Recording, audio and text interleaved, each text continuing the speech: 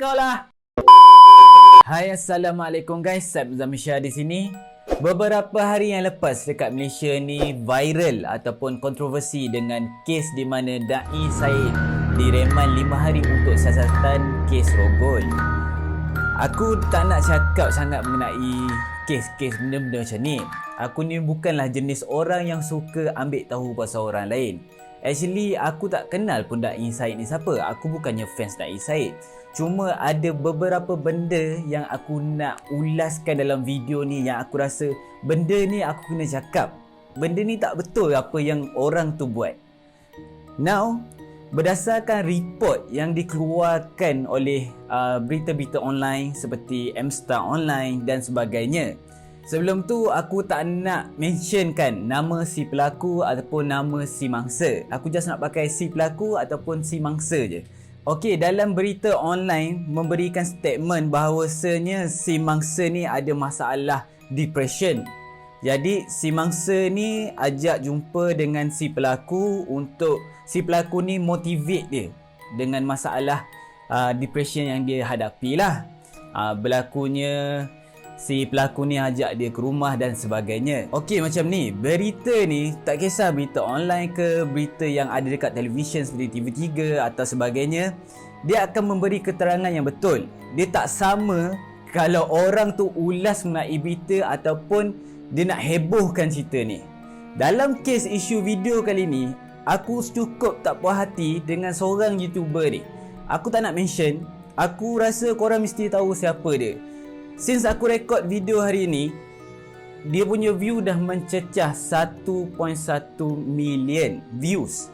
Okey, aku tak salahkan YouTuber untuk buat konten macam ni. Konten yang tengah viral, kontroversi, isu-isu kontroversi. Aku tak salahkan YouTuber sebab masing-masing nak carikan view, masing-masing nak dapatkan view. Tak salah benda tu. Tapi apa yang aku rasa benda ni salah apabila seorang YouTuber ni, aku tak nak mention nama siapa YouTuber ni, aku tahu korang mesti akan tahu siapa YouTuber ni. Yang jadikan masalahnya apabila kau sharekan semua benda yang berkaitan dengan aib seseorang tu. Sebagai contoh, aib Da'i Said. Betul. Aku baca dekat komen YouTuber tu, video yang dia buat tu, ada beberapa orang komen, kenapa kau nak cakap mengenai aib sedangkan dia ni, si pelaku ni dah jadi penjenayah. Betul, dia penjenayah. Tapi kalau kau tengok balik dekat berita-berita online, berita tak ada bagi tahu benda-benda yang aib. Dia hanya menceritakan kejadian sahaja. Tetapi apa yang YouTuber ni bagi tahu, dia menunjukkan daripada segi WhatsApp, nombor, voice note dan sebagainya.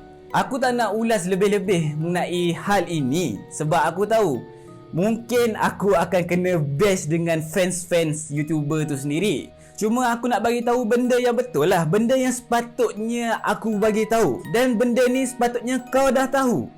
Kau kena tahu apa hukum kau menyebarkan aib orang lain. Ada orang kebiasaannya membongkar kejelekan orang lain, maka Allah akan bongkar kejelekannya dia. Bahkan Nabi mengancam wayafdahu, dan Allah akan rendahkan dia, akan permalukan dia, walau fi wasti baitihi, biarpun di tengah rumahnya sendiri. Menjadi keluarganya tidak menghormati, suaminya tidak menghormati, tidak menghargai, istrinya tidak menghargai. Ini gara-gara dia suka ngomongin kejelekan orang. Jadi apa yang dijelaskan dalam video tadi, hukum mengaibkan orang tu adalah satu hukum yang salah, dosa besar. Aku tak naklah. Aku ni bukannya alim, aku ni bukannya bijaksana dalam agama Islam. Cuma kita kena tahulah benda ni patut tak kita buat. Sedangkan kau dah tahu kau ni famous. Bila kau buat satu video yang kontroversi macam ni, benda ni akan jadi gila letup macam tu lah. Semua orang akan tahu. Cuma sekarang ni kau menambahkan lagi benda tu. Ibarat kata kalau kau masak tak ada garam, tak cukup rasa masakan tu. Kau ni ibaratkan sebagai garam tu yang dimasukkan untuk mencukupi rasa-rasa yang tawar tu. Kau faham tak? Okey, berbalik dengan statement yang diberikan oleh berita online ni. Dia cakap kan, seorang perempuan tu, pemangsa tu ada depression. Dia jumpa pelaku ni untuk masalah rawatan depression dia lah. Tapi apa yang dibagi tahu oleh YouTuber ni, dia bagi tahu si pemangsa ni dia nak coaching online pasal bisnes dengan si pelaku ni. Jadi apabila si pemangsa ni jumpa dengan si pelaku, berjumpa, dia orang makan dekat kedai mamak dekat area rumah si pelaku ni. Bila dah siap makan, si pelaku ni ajak si mangsa ni untuk naik ke rumah dia. Kau fikir logik lah. Sedangkan waktu tu kau tak duduk kat rumah pun. Kau boleh je cakap aku tak nak pergi ke rumah kau. Tapi kenapa kau naik juga? Dan kenapa benda ni bulan lepas terjadi, bulan 9, dan baru hari ni benda ni dibangkitkan? Oh betul. Ada beberapa orang cakap mungkin mangsa tu takut nak bagi tahu sebab si pelaku tu seorang influencer, seorang pendakwah dan sebagainya. Dan YouTuber ni juga ada cakap si pelaku ni pernah DM kakak dia. Yes, yang tu aku rasa yang tu tak jadikan masalah. Sepatutnya kau buat video kau tunjuk dekat netizen si pelaku ni hanya DM dengan kakak kau. Bukannya kau tunjuk WhatsApp mangsa tu dengan pelaku tu. Bila kau buat benda macam ni, konten macam ni, netizen ni dia akan beranggapan da'i ataupun pencetus ummah ni orang yang tak boleh dipercayai, atau lebih kasar ayat penunggang agama. Tak, bukan disebabkan seorang, orang lain akan jadi mangsanya. Kau kena ingat, disebabkan kau buat satu video ni, benda ni akan efek semua benda. Lagi satu, netizen ni dia ada dua jenis netizen. Yang seorang, dia faham apa yang kau cuba sampaikan dan tak ambil benda tu sebagai serius. Lagi satu, yang jenis dengar apa yang kau cakap dan ambil benda ni sebagai serius dan hentam orang tu supaya orang tu jatuh. Orang macam ni yang kita tak nak. Orang macam ni aku tak kisah, tapi aku tak nak orang yang macam ni. Satu benda lagi yang aku betul-betul tak puas hati dengan video yang kau buat. Kau cakap kau dah kenal si pelaku ni ataupun Da'i Said ni. Kau dah kenal. Okay, let's say lah, aku kalau jumpa first time dengan orang, okay, aku cakap, hey bro, nama aku Said. Of course orang tu boleh sebut nama aku dengan Said. Tapi asal kau mention nama Da'i banyak kali, kau tak boleh sebut ke nama Said elok-elok? Nama kita orang ni ada sebutan dia lah. Bukan kau nak panggil suka-suka, kau nak panggil tu kau lah. Dan lagi satu, orang duk kecam dengan nama Said tu orang panggil tu. Actually, walaupun ejaan dia SYED, tapi sebutan dia Sayyid ataupun kau boleh panggil dengan Said. Kau kena tahu benda tu, kau bukan nak sebut nama orang suka-suka hati. Contoh kalau aku sebut nama kau, apa kau rasa? Kau ada nama kan? Sama juga kau sebut nama orang. Walaupun kau mention benda ni dekat Da'i Said, tapi benda tu efek juga dekat aku. Sebab nama kita orang sama. Nama kita orang Said. Walaupun aku ni dengan dia bukan saudara, walaupun aku dengan dia ni bukan sepupu ataupun sepapat, tapi disebabkan nama aku pun Said, kau sebut berkali-kali Da'i Syed. Sedangkan kau dah kenal dia, kau mesti boleh sebut nama dia. Tapi disebabkan kau rasa benci dengan dia, kau panggil nama dia Da'i Syed. Guys, aku minta maaf kalau tadi aku guna bahasa yang kasar, aku tinggikan nada suara aku. Aku bukannya marah, cuma emotional sikit. Aku terikut-ikut dengan flow yang aku nak bercakap ni. Aku nak minta maaf terlebih dahulu. Aku bukan nak create kontroversi antara aku dengan YouTuber yang aku dah mention tadi. Aku juga bukan nak cari kencaman daripada netizen. Aku takut untuk cari kecaman sebab untuk masa sekarang aku still tak ada fans. Aku baru dalam bidang YouTuber ni. Kalau aku create kencaman daripada aku cari gaduh dengan YouTuber dekat sana, diorang dah ada fan, dia dah ada fan yang ramai. Aku kena bash gila-gila tu. Kalau tak, aku tak ada fan nak backup aku pun. Kepada YouTuber dekat sana yang aku mentionkan kau dalam video ni, tapi aku tak mentionkan nama kau. Kalau kau tengok video ni, mesti kau tahu aku cakap mengenai channel kau tu.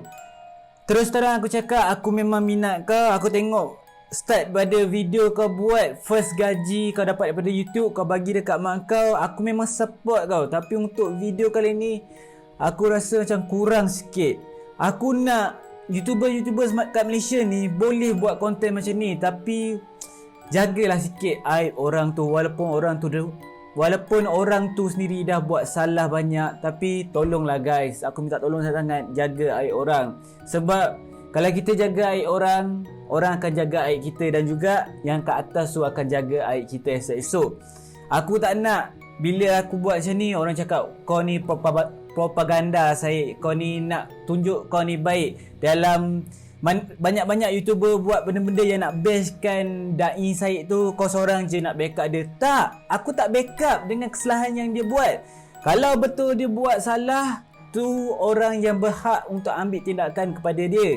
Tapi kalau dia tak bersalah, apa yang kita dapat? Kita dah fitnah dia. Jadi aku tak nak ambil, aku tak nak backup dia, dan aku tak nak menuduh dia. Baik aku duduk diam diri. Aku buat video ni just nak bagi tahu apa kesalahan yang YouTuber tu dah buat, yang dah membuka aib orang. Aku tak cakap 100% dia buat video tu salah, sebab dalam video tu pun ada affected dengan kakak dia sendiri. Tapi aku ada baca certain daripada ustaz, beberapa orang cakap, contoh kau dianyai, kau boleh bagi tahu pasal orang tu yang buat dekat kau, tapi bukan pada orang ramai, tapi orang yang berhak untuk mengetahui masalah tu. Sebagai contoh, kalau kau kena kes rogol, kau pergi report lah kat balai polis. Jadi orang yang berhak dengar tu adalah orang-orang yang berkuasa, yang nak ambil kes tindakan kau ni. Bukannya kau pergi, okay, let's say contoh yang mangsa tu tadi dia pergi cerita dekat kakak YouTuber ni, then kakak YouTuber ni ceritalah dekat si YouTuber ni, then sepatutnya benda tu kau diamkan diri, kau pergilah report dekat polis ke. Tapi kenapa kau ambil benda ni sebagai konten kau pergi hebohkan dekat seluruh rakyat Malaysia? Tu yang aku kurang sikit setuju dengan apa yang kau buat kali ni. Bro, kalau kau tengok video ni, aku nak minta maaf. Aku bukan nak cari gaduh dengan kau ke apa, aku bukan nak create kontroversi, aku bukan nak cari populariti daripada nama kau. Bukan. Aku buat video ni sebab aku tengok setiap kali ada kesalahan orang tu, mesti YouTuber akan buat sampai aib orang tu jatuh gila tau. Memang betul, kau ada mention dekat akhir video kau bukan nak jatuhkan orang, tapi dalam masa sama kau tengok sedar tak sedar benda tu dah efek orang tu walaupun sikit je bro. Okay bro, aku minta maaf sekali lagi.